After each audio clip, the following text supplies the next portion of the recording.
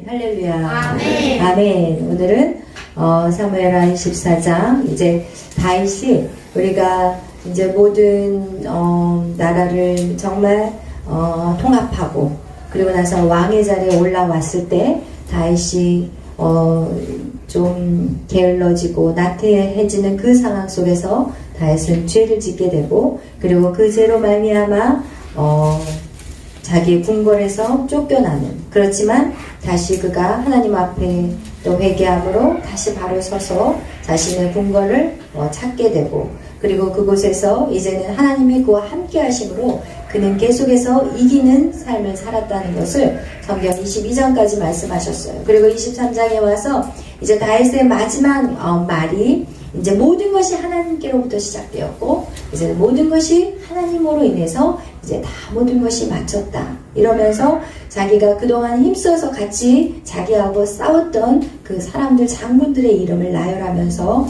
그와 충성되이 일했던 사람들의 이제 내용들이 기록이 되었어요. 그러면서 이 사무엘하는 딱 끝나줬으면 너무 감사할 텐데 오늘 보니까 사무엘하 24장 24장이 없었으면 얼마나 더 좋았을까. 그런데 24장이 또 다윗의 연약함이 드러나는 장면이 오늘 24장의 마지막에 장식을 하고 있습니다. 여러분 왜 24장이 기록이 되었을까요? 그것은 인간의 연약함을 보여주는 거예요. 우리가 아무리 하나님 앞에 다시 서 있다 할지라도 또 넘어지는 우리의 연약한 인간의 모습을 성경은 우리에게 말씀해주고 있습니다. 그래서 우리는 늘 깨어 있어야 된다는 겁니다. 우리가 늘 방심하면 안 돼요. 아멘. 내가 서 있다고 생각할 때 우리는 넘어질까 조심해야 되는 것이 무엇이냐? 또 사단이 결국은 이 다윗 안에 이제는 모든 것이 다 평화로워지고 이제는 어느 누구도 다윗의 왕국을 침공할 수 있는 그런 세력들이 없어져 버렸어요.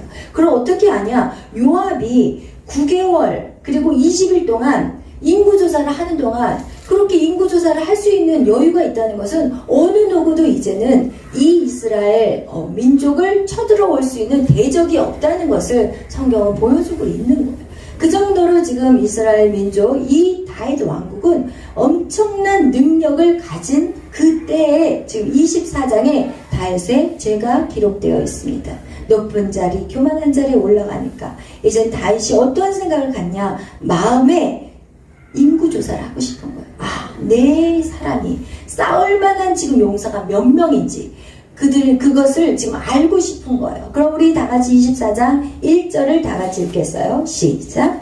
여호와께서 다시 이스라엘을 향하여 진노하사 그들을 치시려고 다윗을 격동시키사 가서 이스라엘과 유다의 인구를 조사하신지라. 아멘.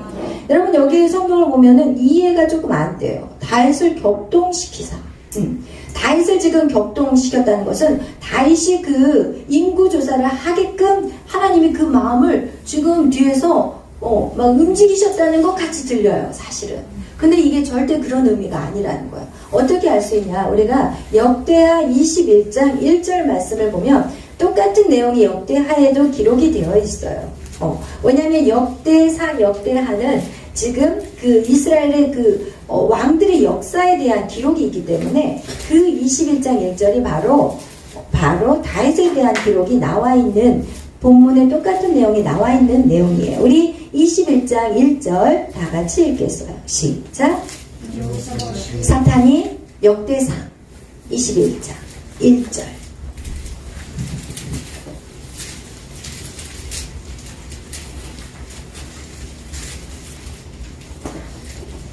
읽겠습니다. 시작. 이스라엘을 대적하고 다윗을 충동하여 이스라엘을 계수하게 하니라. 아멘. 여기서 보니까 누가 일어났어요? 사탄이 일어났어요. 사탄이 다윗에게 교만한 마음을 주었어요. 사단은 누구냐? 교만한 자예요.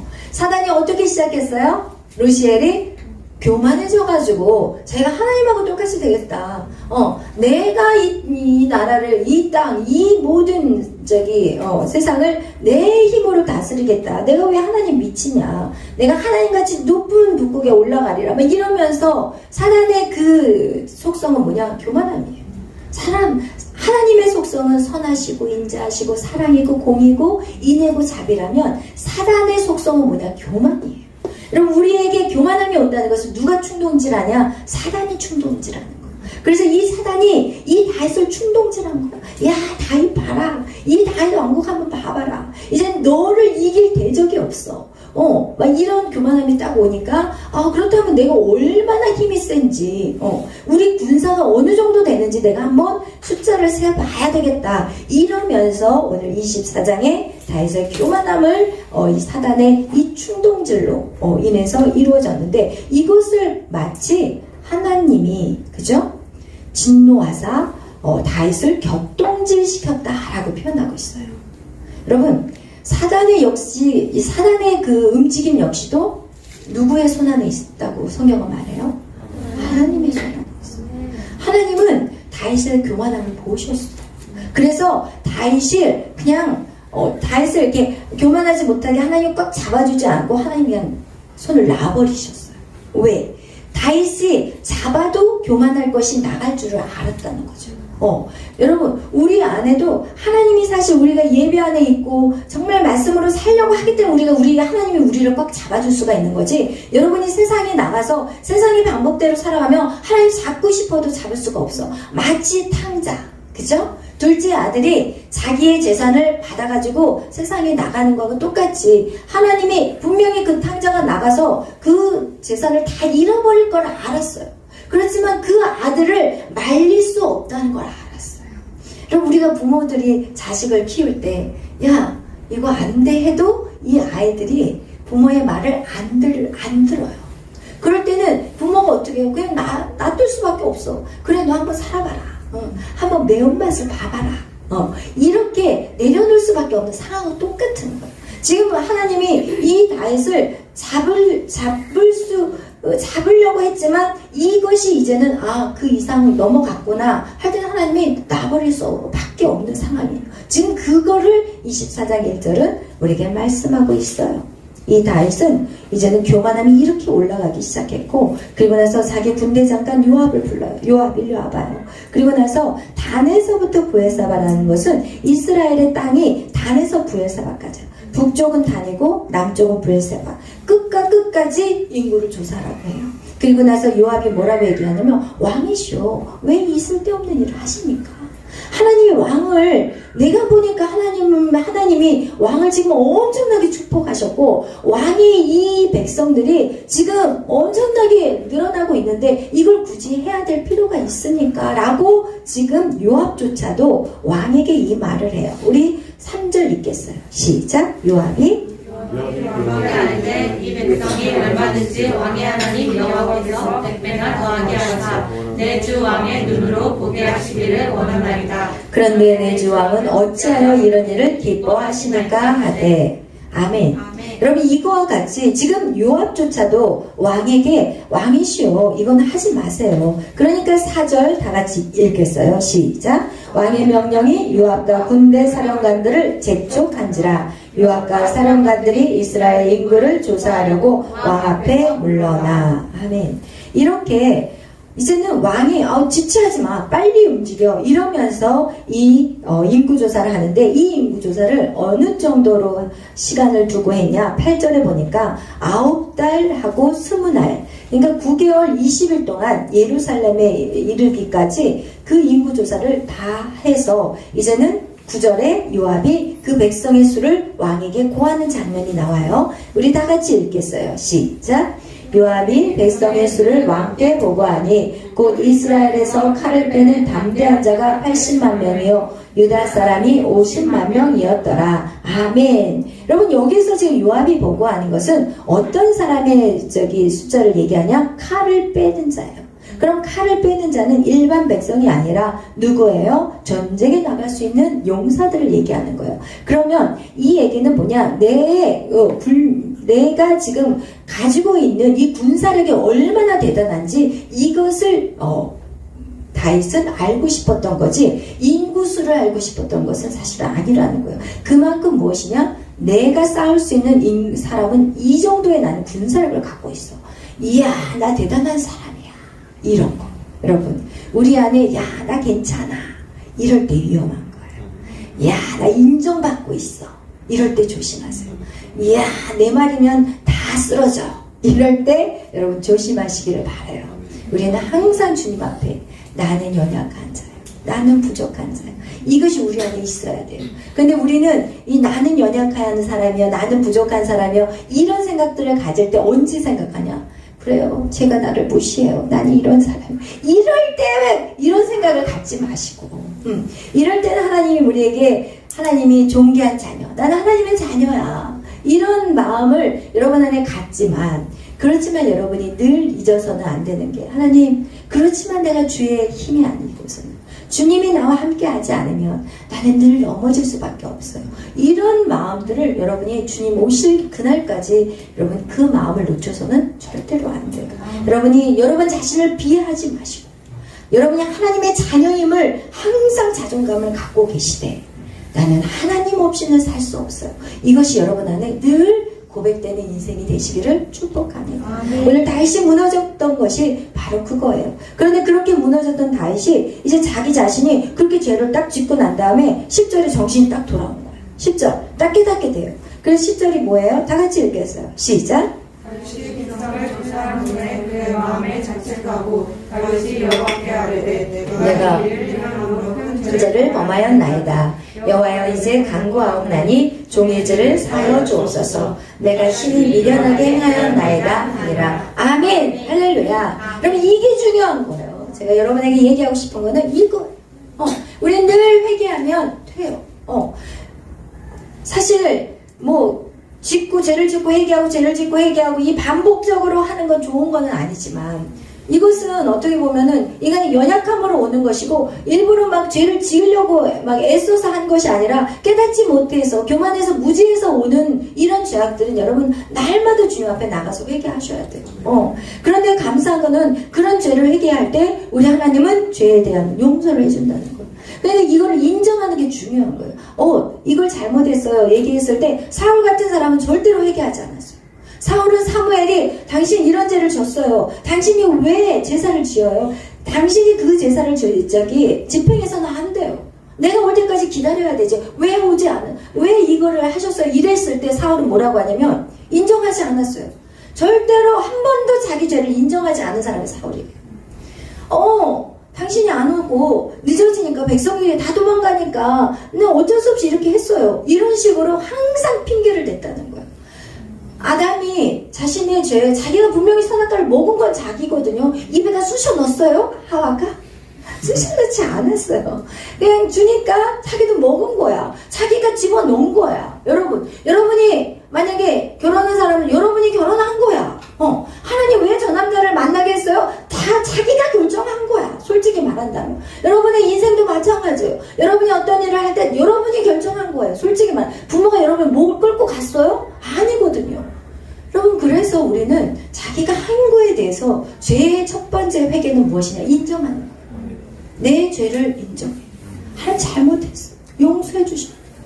다윗이 우리와 똑같이 죄를 지었지만 다윗이 잘한 건 뭐냐? 자기 죄에 대한 것을 인정하고 잘못했습니다. 용서해 주십시오. 하면서 눈물의 회개가 있었다는 거예요. 그리고 나서 그거에 대한 두 번째는 무엇이냐? 죄를 짓고 난 다음에 대상에게 회개하는 게 중요해요.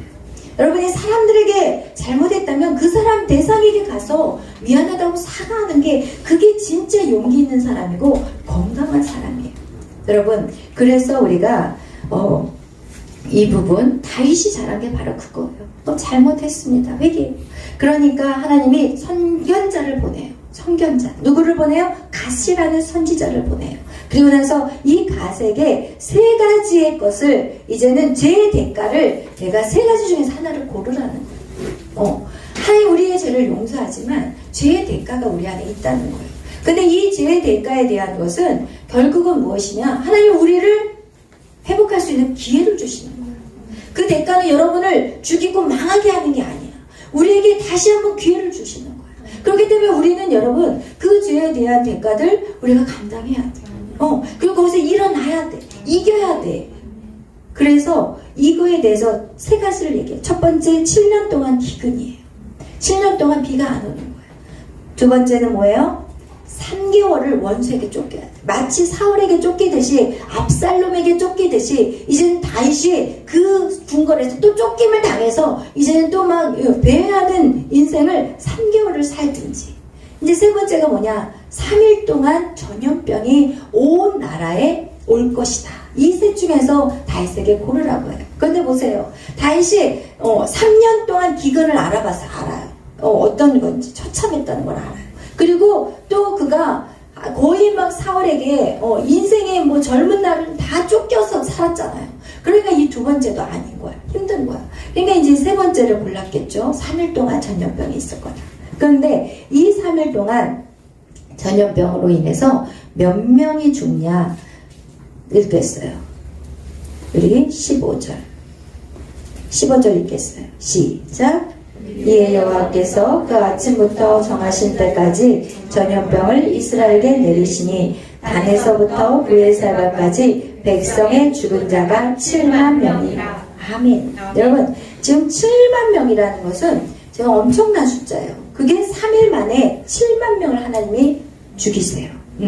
그러니까 뭐 이런 걸 또 들으면 또 한쪽에서는 아니 그럼 7만 명이 뭔 잘못을 했어? 다윗이 잘못했지. 그 사람이 뭔 죄가 있어서 왜 죽어? 막 이런 생각을 아마 할 거예요, 여러분. 근데 그거에 대한 성경에 대한 기록은 없어요. 여기 성경에 나와 있지 않은 거는 우리가 굳이 여러분 그걸 가지고 생각할 필요는 없어요. 근데 저는 여기에서 하나님이 24장 1절에서 하나님이 이스라엘을 향하여 진노했다는 얘기를 하셨을 때는 분명히 이스라엘도 건강하지 않았다는 거죠. 다윗뿐만 아니라 이스라엘 백성도 평안하고 안전한 삶에서 하나님을 떠나 있는 인생이 되지 않았을까. 오늘날 우리나라의 상황이 하나님의 땅에 복음이 심어졌고 이 나라가 부강한 나라가 이건 진짜 기적이에요. 우리나라가 진짜 70년 전만 해도 완전히 여러분 한번 사진 찾아서 보세요. 완전히 뭐 허허벌판에다가 전쟁의 폐허로 인해서 그냥 그런 고통 가운데 신음하는 그 나라가 어떻게 이렇게 부강한 나라가 될 수 있었느냐. 이것은 복음이 아니면 이런 기적이 일어날 수가 없거든요. 그런데 이렇게 기적을 주셨는데 하나님 이 물질의 풍요로움을 가지고 인간이 어떻게 해요? 죄 짓는데 앞장섰다는 거예요. 근데 여기에서 분명히 24장 1절에 힌트가 나와요. 이스라엘을 향해 하나님이 진노하셨다는 것은 그 백성 역시도 다윗과 맞먹는 죄를 짓고 있었다는 거예요. 그렇기 때문에 여기서 7만 명, 그 중에 하나님의 생명은 하나님이 이 생명의 주관자이시기 때문에 죄 가운데 있는 사람들 분명히 그 사람들만 골라서 죽지 않았을까. 저는 그렇게 이제 나름 이제 해석을 하지만 어쨌든 그거와 같이 하나님이 그 인간의 인구의 조사, 사람을 가지고 자기 힘을 길렀다면 하나님 그 숫자까지도 쳐버린다는 거예요. 여러분이 정말 물질로 여러분이 노예가 돼 있다면 하나님 그 물질로 쳐버리세요. 여러분이 건강에 노예가 돼 있잖아요. 그럼 하나님 반드시 건강을 치세요. 신기해. 여러분 그거를 아셔야 돼요. 왜 7만 명의 인구를 하나님 쳐버리냐? 야, 네가 지금 숫자 셌어? 칼을 빼는 자가 130만이야? 그래? 네가 그걸 의지해? 그러면서 하나님이 그 인구를 확실히 쳐버리는 상황을 성경 우리에게 말씀하고 있어요. 여러분이 무엇을 의지하냐? 여러분이 하나님이 아닌 다른 것을 의지할 때 하나님 그것을 용납하지 않으세요. 왜? 그것이 결국은 우리를 죽이는 거예요. 결국 우리를 망하게 하는 거예요. 우리가 이 땅에 보여지는 세상에 안전해, 평안해. 하나님을 믿는 백성은 이 보이는 세상에 머물러 있어서는 안 돼요. 우리는 항상 이 세상에 살고 있지만 우리의 눈은 보이지 않는 영적인 세계를 바라봐야 돼요. 오늘 영적인 세계를 바라보면서 이 시대를 분별해야 되고 이 시대에 내가 무엇을 할 것인가를 생각해야지. 여러분이 세상 사람들하고 똑같이 직장 다니면서 먹을 거 입을 거 의식주 이걸 해결하기 위해서 여러분이 살아간다면 아니라는 거예요. 하나님의 뜻을 모르는 것이에요. 그래서 여러분이 살아가는 것은 이 땅에 보여지는 세상을 위해서 사는 것이 아니라 영원한 세계, 그 세계 안에 우리는 서 있다고 생각을 하셔야 돼요. 그러기 위해서는 우리는 무엇을 해야 되냐? 하나님 앞에 집중해야 돼요. 하나님 앞에 집중해야 되고 내가 오늘 하루를 어떻게 살아야 될까요? 내가 오늘 하루에 무엇을 관심을 가지고 무엇에 초점을 가지고 살아가야 될까요? 이것에 대해서 여러분이 늘 깨어있는 자가 돼야 돼요. 다윗이 왜 넘어졌어요? 보이는 세상에 집중했어요. 이야, 내 왕국 봐라. 자랑하고 싶은 거예요. 그럼 숫자가 몇 명이나 돼? 싸워나가 이 사람. 그동안 이스라엘 민족이 숫자가 많아서 이겼냐는 거예요. 아니에요. 이스라엘 민족이 사람의 수 때문에 이겼냐는 거 아니에요. 다윗이 젊었을 때는요, 자기 혼자 나갔어요. 그 블레셋, 그 골리앗 앞에서 하나님의 이름으로 내가 나간다. 내가 만군의 여호와 이름으로 그렇게 순수했던 그가 어떻게 돼버렸어? 응? 보여지는 상황 속에 딱 젖어들어 살아버리니까. 와, 나 괜찮아. 여러분도 그거 안 그럴 것 같아요? 아니에요. 우리 다희 자매도 이제 나중에 유명해지고 세상에서 정말 이렇게 되면은 이제는 와, 이제 안전해. 이럴 때 조심해야 돼. 아멘. 늘 깨어있어요. 나는 하나님 없이는 살 수 없어. 나를 이렇게 올리신 분도 하나님이에요. 나를 이렇게 유명하게 해주신 분도 하나님이에요. 여러분을 세우신 그 지금 하나님이요, 모든 그 상황들이 뒤에서 누가 다 관리하고 있으시냐? 하나님 손바닥 안에 있는 거예요. 이 세상의 모든 것이 여러분조차도 하나님의 손바닥 안에 있다는 거예요. 여러분이 편안하고 안일할 때, 여러분이 정말 어떻게 보면은 그 과정을 겪지 않으면 너무 좋은데, 하나님이 그냥 놔두면 다윗의 인생이 마지막에 망가질까봐 하나님이 이 죄를 져서라도 이 다윗을 다시 회복시키기를 원하는 거예요. 여러분이 어떤 삶 속에서 어떤 죄악을 저질러, 근데 그 죄악이 뭐냐? 그 죄악 때문에 여러분의 마음 안에 있는 악한 것들을 발견할 수 있는 시간들이라니까요. 여러분, 그것이 여러분이 막이 하는 것이 아니라 여러분도 마찬가지예요. 누가 그런 죄악으로 인해서 넘어져 있을 때 여러분도 얼마든지 그런 것에 넘어질 수 있다는 걸 기억하셔야 돼요. 여러분 스스로도 여러분의 옷깃을 여미고 여러분의 허리띠를 매야지, 저 사람 저렇게 하면서 자기가 그 사람을 판단하고 정죄해. 절대로 우리는 그런 죄악을 저질러서는 안 돼요. 하나님 앞에 오히려 감사해요. 하나님 깨어있게 해주셔서 감사해요. 이렇게 여러분, 그래서 여러분이 절대로 그 다윗에게 그 시간들이 있잖아요. 많은 범죄의 시간들을 가졌지만 그 시간을 통해서 다윗을 다시 하나님 만들어가기를 원하고, 다시 거기서 일어서게 만들고, 다시 하나님을 쫓게 만들고, 이런 시간들이 다윗에게 있었던 것 같이 우리의 인생 안에서도 여러분이 분명히 드러나지 않은 죄들이 얼마나 많은지 몰라요. 교회 안에서도 드러나지 않은, 몰라서 알려지지 않아서 죄인이 아닌 것일 뿐이지 우리 인생 가운데 드러나지 않는 죄들이 너무 많다는 거예요. 그렇기 때문에 누가 누구를 판단해서도 안 되고 정죄해서도 절대 안 되고, 항상 하나님과 나의 관계, 정말 이 관계가 제대로 돼 있느냐, 이거에만 집중해야지 그 누구에게도 집중해서는 안 돼요. 아멘. 할렐루야. 아멘. 그래서 이 다윗을 하나님은 이 삶을 통해서 그냥 덮어두지 않으신다는 거예요. 그 죄를 저질러서까지라도, 그것을 허락하면서까지라도 미안해, 이거 있어 라고 가르쳐 주시는 거예요. 그렇지 않으면 누가 알겠냐? 다윗을 교만하면 누가 알겠냐? 그죠?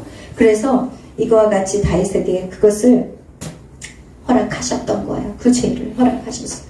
그리고 나서 이제는 7만 명이 쓰러지니까 다윗이 거기 앞에서, 하나님 차라리 저를 죽이세요. 우리 가정을 죽이세요. 왜 죄 없는 7만 명을 죽이십니까? 이러면서 다윗이 거기서 이제 통곡을 하는 거죠. 그러자 이제 가시 얘기해요. 다윗 가서 이제는 빨리 가서 하나님의 그 재앙을 우리가 예배함으로써 막아보자. 이러면서 이제 가는데, 하나님 역시도 그 천사가 또 예루살렘을 더 치려고 하니까 하나님이 스탑하라고 그래요. 이제 됐어. 여기까지만 하자. 더 이상. 그러면서 하나님도 가슴 아파하셔요. 하나님이 우리에게 재앙을 주실 때 하나님 좋아서 하시는 거 절대 아니에요. 우리가 정말 기억해야 될 것은 뭐냐, 많은 사람들이, 세상 사람들은 하나님의 그 구약을 읽으면서 어떻게 생각하냐, 우리 하나님은 무서운 하나님이에요.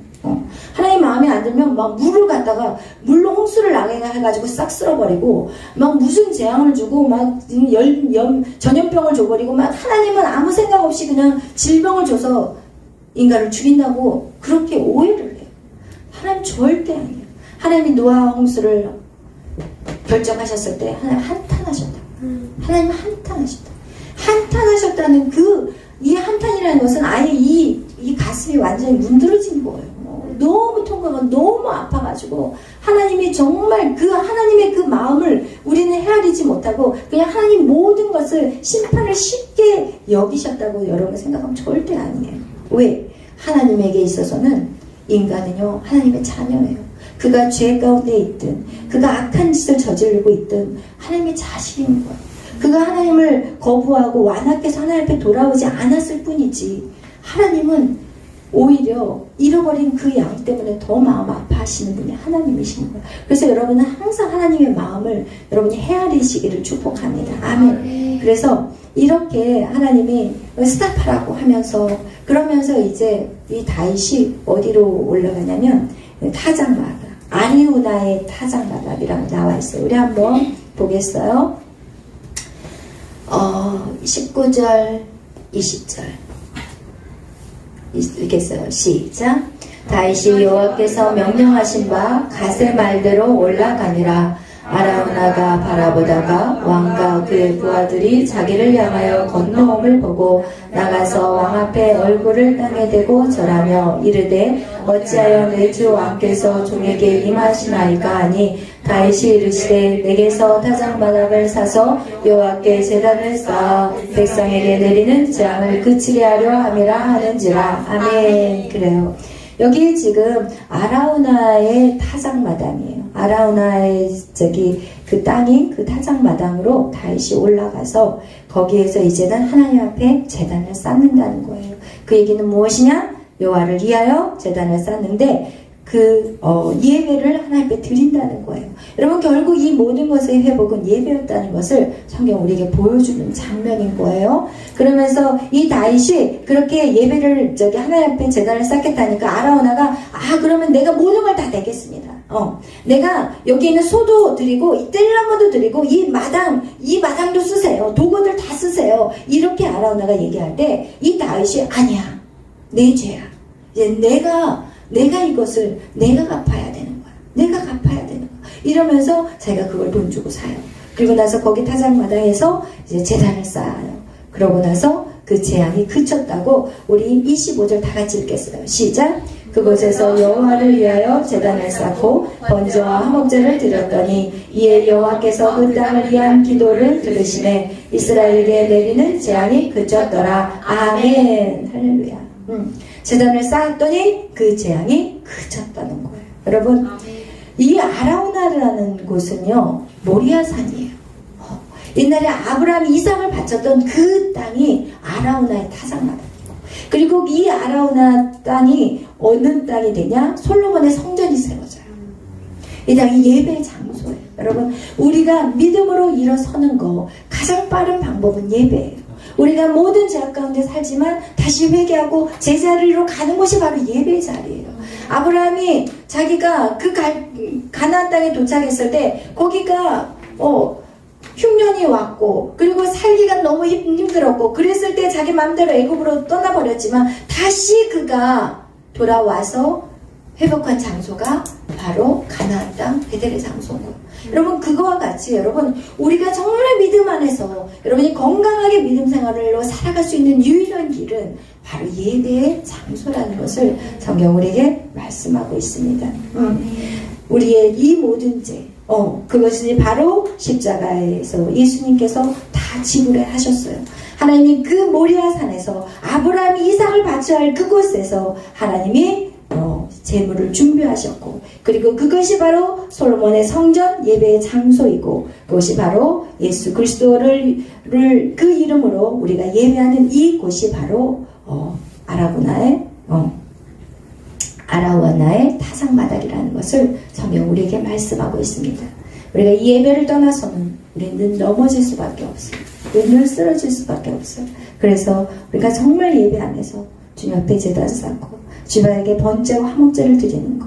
이 예배로 주님 앞에 드려지는 거예요. 우리가 이렇게 예배를 드릴 때 하나님이 이 예배를 흠명하세요. 이 구약에서 그 소를 태우고 양을 태울 때 하나님이 그 연기로 흠명하셨던 것 같이 우리가 찬양하고 기도하고 이 말씀으로 나아갈 때 하나님 예배를 흠명하세요. 하나님이 얼마나 기뻐하는지 몰라 이 예배를.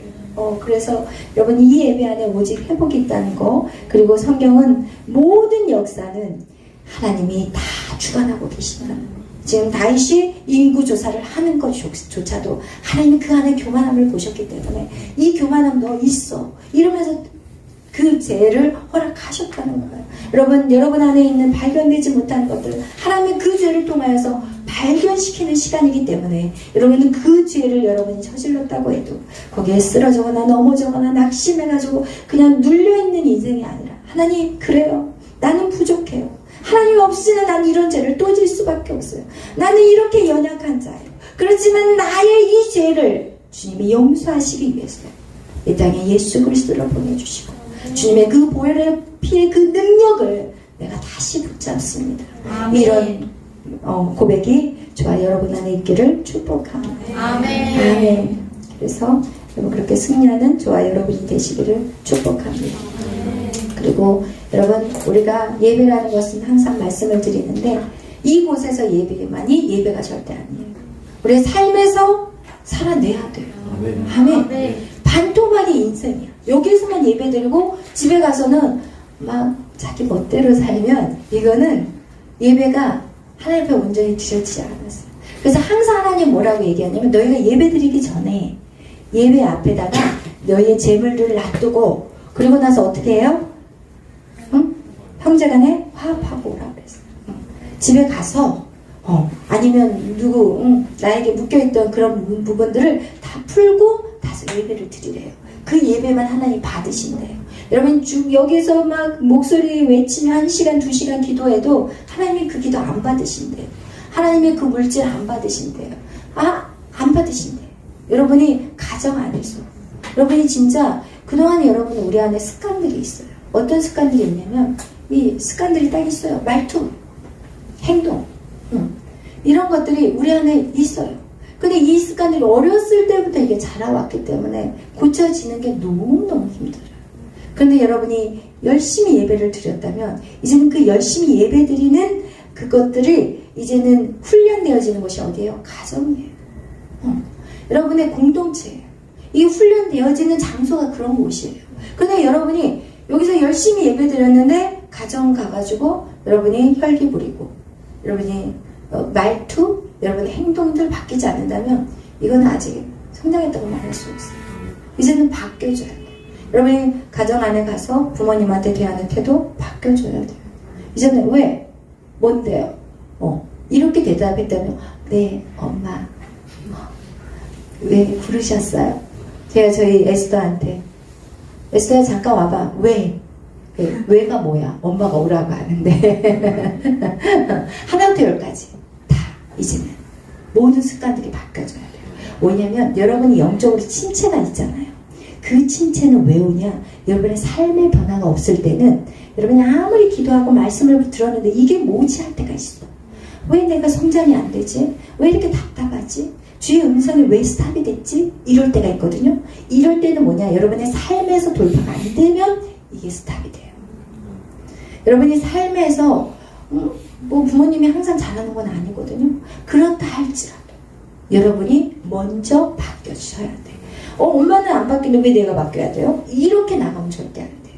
먼저 바뀌는 사람이 성숙한 사람이에요. 아멘. 그래서 여러분이 절대로 여러분이 이제 싸워야 되는 것이 분을 일으키는 거, 그리고 나를 자극한 어떤 말들 안에서도 여러분이 그걸 뛰어넘어야 돼요.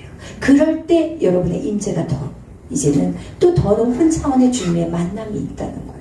그래서 이 과정들을 여러분이 또 꼭 통과하셔야 돼요. 그래서 이 삶의 예배가 반드시 이루어질 때 여러분 이게 계속 계단으로 올라간다고 했잖아요. 그래서 여러분의 삶을 한번 왜 이렇게 기도가 이전과 같지가 않지? 왜 사모함이 이전에 그렇게 충만하게 막 은혜가 왔었는데 왜 이러지? 이러면 여러분의 삶을 돌아보셔야 돼요. 삶을 돌아봤을 때 내 삶에 변화가 일어나지 않았다. 내가 아직도 가정 안에서 부닥침이 있다. 이건 반드시 그걸 통과돼야만이 레벨이 올라가는 거야. 이해되시죠? 저는 이걸 몰랐어요. 그러니까 여러분이 가르쳐 드리는 거야. 그리고 여러분이 이 교회 안에서도 마찬가지예요. 이렇게 교회 안에서도 정말 성숙한 사람은 연약한 사람들을 볼 수 있는 눈이 있어야 돼요. 어린아이들의 믿음은, 아이들의 신앙은 뭐냐? 나만 바라봐주세요. 나 이렇게 힘들거든요. 응애, 저 주세요. 기저귀 갈아주세요. 응애. 자기밖에 안 보여요. 우리는 죄에 대해서는 어린아이가 되라고 성경에 나와 있어요. 죄에 대해서. 그렇지만 우리가 이 안에서의 어떤 신앙은 어린아이가 되어서는 안 돼요. 나만 바라보는 신앙은 초신자들, 새로 온 사람들은 내가 오케이. 그렇지만 여러분이 성장하고 점점 여러분이 믿음 안에서 이렇게 바뀌기 시작하면 이제는 이 눈이 나에게 초점이 아닌 상대들을 바라봐줘야 돼요. 그런데 여러분 오늘날 우리나라가 가장 이렇게 정말 우리나라는 이거는 자랑할 만해. 이게 뭐였냐면 경로 우대사상. 그죠? 어른들을 공경하는 이 사상은 정말 우리나라에게 엄청난 축복이에요. 왜냐하면 성경에도 내 부모를 공경하라. 이것이 가장 첫 번째 사람과의 관계에서 가장 첫 번째 계명이 뭐예요? 부모를 공경하는 거예요. 그래서 어른들을 공경하는 거 우리나라가 이렇게 빨리 성장하고 빨리 축복받을 수 있었던 것은 노인들을 공경하는 거예요. 그래서 전철 타면은 근데 요즘은 그게 사라져가고 있어요. 근데 우리는 그래서는 안 돼요. 어른들이 차를 타며 뭐 버스를 탄다든지 전철을 타셨을 때 눈 감지 마. 눈 감는 사람만 나와봐라 이러면서 눈 뜨세요. 눈 뜨시고 누가 서 계시는지 연세 드신 분이 있으면 발딱발딱 일어나셔야 돼요. 그러면 믿는 사람들이 이런 거 안 하면 이거는 거짓 믿음이에요. 솔직히 삶에서 나타나지 않는 거 거짓. 가식된 바리새인과 서기관 똑같아. 저나 여러분이 만약에 그렇게 산다면 바리새인과 서기관이에요. 여러분의 자녀들도 그렇게 가르쳐야 돼요. 아무리 피곤해도 어른들이 있으면 일어서야 돼요. 그리고 교회 안에서도 마찬가지예요. 어른들이 오시면 인사해야 돼요, 여러분. 인사하셔야 돼요. 근데 오늘날에 이 인사 문화가 다 사라져 버렸어. 그냥 쭈삣 쳐다보고 불편하면 아예 고개를 안 돌려버려. 그냥 안 봐버려. 근데 우리는 안 돼요. 우리 일산에 가잖아요. 제가 일산에 우리 희원 형제 데리고 다니면서 희원아 인사만 잘해도 떡이 나와. 그래가지고 이제 한번 새벽에 가서 이제 예배 드리고 나서 이제 좀 거기서 이제 권사님들하고 희원이가 인사를 했더니 그 권사님이 너무 좋아가지고 희원아 뭐 먹고 싶냐 막 이러면서 여러분 진짜 좀 이거 하셔야 돼. 그래서 우리 청년들이 막 여기서 예배를 뜨겁게 드리는데 일산 딱 가면은 아무래도 다 처음 보는 분들이잖아요. 익숙하지 않잖아. 몰라도 인사하셔야 돼. 안녕하세요. 여기서 이렇게 뜨겁게 예배 드리는데 일산 가가지고는 그냥 횡횡 찬바람이 불어버리면 왜냐면 이해해요 여러분이. 그동안 그렇게 살아오셨기 때문에. 그렇지만 우리는 이제 하나하나 고쳐가야 돼요. 여러분 인사 잘하시고 그럼 뭐 도와드릴 거 없나요? 이것이 바로 하나님을 믿는 백성인 거예요. 삶에서 나타나야 돼요. 뭘로 보여주실래요? 믿음을 뭘로? 그래서 여러분이 정말 남을 공경하고 배려해주고 그리고 누가 우울해 있나 누가 힘들어 있나 기도해주고 가서 안아주고 다른 말이 필요하지 않아요. 그냥 알아주고 함께 울어주고 이런 것에 여러분이 이제는 좀 바뀌시기를 축복합니다. 아멘. 그래서 여러분 절대로 우리가 오늘도 이 예배 중요하다고 하지만 이 예배가 반드시 두 가지가 이루어져요. 하나는 내가 정말 주님 앞에 올려드리는 그 예배, 위로의 예배와 십자가 항상 얘기하잖아요. 우리는 하나님과의 관계가 회복되면서 사람과의 관계가 회복이 돼야 돼요. 위로는 하나님을 사랑하고 옆으로는 이웃을 사랑하죠. 이게 십자가 없이 이것만으로는 절대 안 돼요. 이게 무슨 쓸모가 있어? 이것이 쓸모 없는 거예요. 십자가 그리스도의 향기가 뭐냐? 십자가가 나타나야 되는데 이건 위로의 하나님과의 사랑이요. 옆으로는 이웃과의 사랑이 반드시 이루어져야 돼요. 그래서 여러분은 가정 안에서 이 돌파가 일어나지 않으면 여러분 하나님의 그 기쁜 영성 안에 못 들어가요. 그것만 아시면 돼요. 여러분이 정말 기도가 막히고 답답하신가요? 가정 안에서의 삶, 여러분의 공동체 안의 삶을 한번 돌아보세요. 그것이 회복이 될 때 더 깊은 영적으로 들어가요. 더 깊은 하나님과의 교제 안에 들어가요. 아멘. 그래서 여러분이 이것은 반드시 통과해야 돼. 근데 사단은 어떻게 하냐? 가장 가까운 사람을 통해서 나를 흔들어 제껴. 그럴 때 여러분은 딱 어떻게 해야 되냐? 제가 항상 우리 에스더와의 관계 안에서 회복하는 게 뭐냐면 에스더 잠깐 화나 잠깐 스탑해. 분노가 나 확 쏟지 말고 잠깐 머무르자. 한번 생각하고 얘기하자. 진짜 우리 에스더 많이 바뀌었어요. 옛날에는 무조건 막 발로 차고 저 멱살 잡혔어요. 제 딸한테 멱살 잡히고 죽을래 저한테 이러더라고. 그래서 내가 와 이거 뭐야 와 이거 뭐야 이런 생각이 사실은 진짜 그러잖아요. 억울하잖아요. 진짜 이 아이한테 한다고 나는 최선을 다했는데 결국 나한테 돌아오는 게 이거야 라고 생각할 수 있어요. 부모는 섭섭해요. 그런데 다시 반대로 생각하면 이 아이가 얼마나 힘들까 이러면서 제가 이제 마음을 다시 추스르고 한 번 멈추니까 같이 그 아이하고 반응하면 저도 매들고 때려야죠. 어디 버르장머리 없이 이 버릇을 내가 반드시 잡으리라 이러면 애 완전 다 배려나버리는 거예요. 애 죽이는 것밖에 안 돼. 분노가 자기 안에 있기 때문에 그런 거 아니겠어요. 그죠? 그래서 제가 한번 멈추고 그래 잡자. 그래서 숨을 쉬고 얘한테 너도 좀 참어 이러면서 하니까 지금은 가끔씩 이제 저한테 이제 엄마 싫어 이러다가도 다시 와서 엄마 미안해요. 얼마나 즉각적으로 와 엄마 미안해. 그래 알았어 이러면서 점점 좋아지기 시작한 거예요. 처음에 발로 차고 집어 던지고 진짜 그래서 제가 낙심이 됐어요. 되게 많이. 그런데 결국은 사랑이 이겨요. 사랑이 이기지 따뜻한 해가 이기지 바람이 이기지 않아요. 그러니까 여러분도 항상 사랑으로 한번 다시 참고 이 사단이 이 악한 이 사단이 우리의 관계 안에 금을 놓는 거구나 이런 마음을 가지고 항상 말투 바꿔야 돼. 말투. 왜요? 기분 나빠. 절대 이 모든 이 말투들도 바꾸고 네 부르셨어요 어머님 이렇게 좀 바뀌어 가시는 그럴 때 돌파가 일어나요. 영적인 깊이가 들어가고 있어요. 아멘. 여러분 반드시 그거 누가 지금 시무룩한 사람이 좀 보이는데 반드시 이 과정 통과하시길 축복합니다. 이건 여러분에게 가르쳐주는 이거는 아무나 이런 말 어디 가서 이런 말 듣겠어요. 근데 정말 저는 그걸 몰랐기 때문에 너무나 인생을 방황하고 헤매다가 살았기 때문에 여러분 진짜 그거 비밀을 꼭 기억하셔서 여러분이 사람과의 관계가 뚫어질 때 하나님 관계가 깊어진다. 아멘. 기도가 깊어지기 시작해요. 아멘. 기도하겠습니다. 사랑해 주님 감사합니다. 오늘도 저희들을 사랑하여 주시고 하나님 성경의 말씀을 통해서 하나님 우리의 심령들을 하나하나 알아가게 하시니 감사합니다. 하나님 죄를 허락하신 하나님 왜 그 죄 안에 우리도 모르고 있기 때문에 하나님 그것을 들추어서라도 하나님 우리를 다시 새롭게 빚어가기를 원하시는 그 하나님의 사랑이 있음을 알게 하여 주옵소서. 하나님 우리는 그 사랑을 가지고 모두를 품고 나가게 해 주옵소서. 그 사랑이 없다면 우리도 하나님 앞에 사랑받을 수 없는 자들입니다.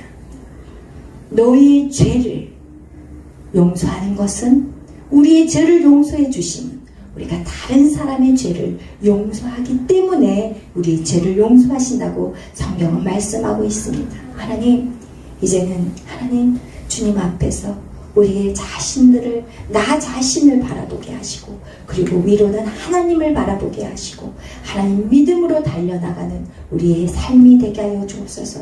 그 누구도 정죄하지 않게 하시고 그 어떤 것 때문에 내가 낙심하거나 절망하거나 우울하거나 그리고 무너지지 않게 하시고 하나님을 바라보고 계속해서 일어나는 인생들이 되게 하여 주시고 다시금 땅을 차지하고 취하는 우리 인생들이 되게 하여 주옵소서. 감사하며 예수님의 이름으로 기도하였습니다. 아멘. 하늘에 계신 우리 아버지여 이름이 거룩히 여김을 받으시오며 나라의 마옵시며 뜻이 하늘에서 이루어진 것 같이 땅에서도 이루어지이다. 오늘날 우리에게 이루할 양식을 주옵시고 우리가 우리에게 죄진 자를 사하여 준 것 같이 우리의 죄를 사하여 주옵시고 우리를 시험에 들게 하지 마옵시며 다만 악에서 구하옵소서. 되게 나라와 권세와 영광이 아버지께 영원히 있사옵나이다.